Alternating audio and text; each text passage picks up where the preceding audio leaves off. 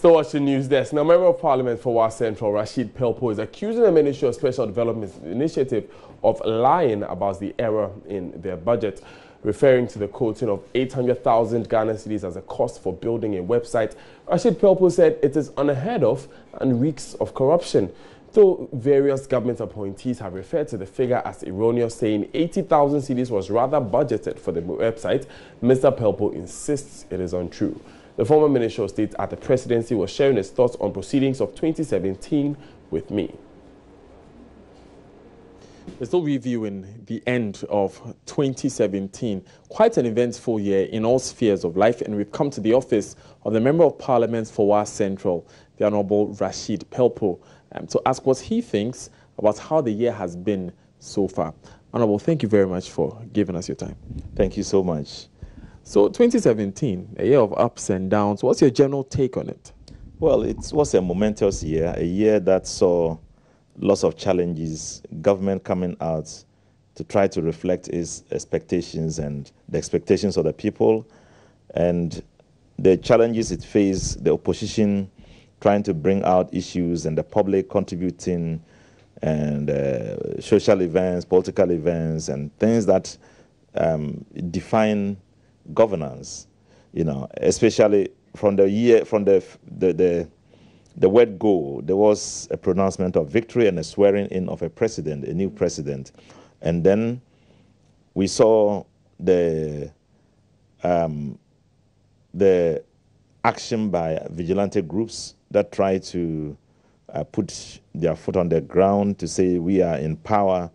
And then we also saw a hue and cry about their activity, the swearing in eventually of the president, and then his mistakes, you know, his script writer's mistake by importing speeches made by some other presidents into his speech without acknowledging them, which also became something of a concern by Ghanaians. You know, so many things happened, and government had made a pronouncement they were not going to take a loan. They were going to be committed to mobilizing domestic resources to finance their projects. Eventually going to do a Eurobond of 2.25 billion. Was the pronouncement that they would never take another loan, or they would not have excessive borrowing? Well, along the line, they modified what they said, but during the campaign, they said NDC was borrowing uncontrollably, and that if they came to power, they would not need to borrow because Ghana has enough resources to be able to finance its projects, and that when they come, they are going to show effective and quality economic management, and they have the men, you know. So they went in to borrow, you know, less than 4 months into the tenure of office.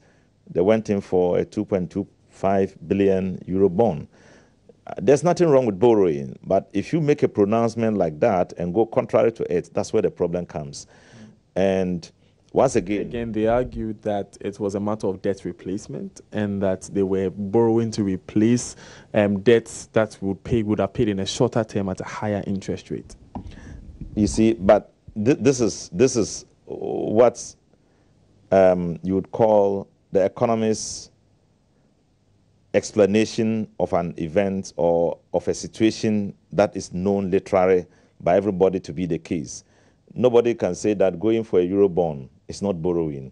Whether you are going to use it to replace some other debts you had, cancel some other debts, and then receive a lower interest rate, or whatever case you borrow it for. You may borrow it to go and construct buildings, to go and do roads, to go and pay workers, to go and offset other loans that you have taken and get it in.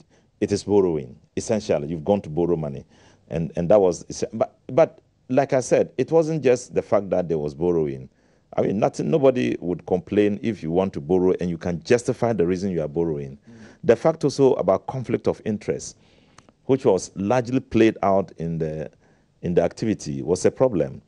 That people were found to be so close to the presidency, so close to the finance minister, who fronted and, you know, engineered the loan, was also something of a concern.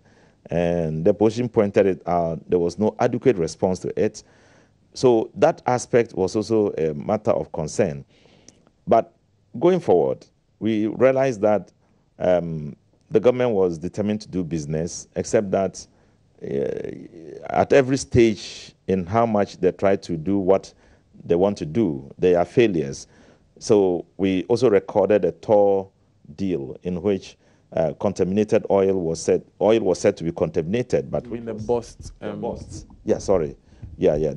the bust oil deal. Expect more on that interview in later bulletins. But it's now time for business with Emmanuel Bojiriafi.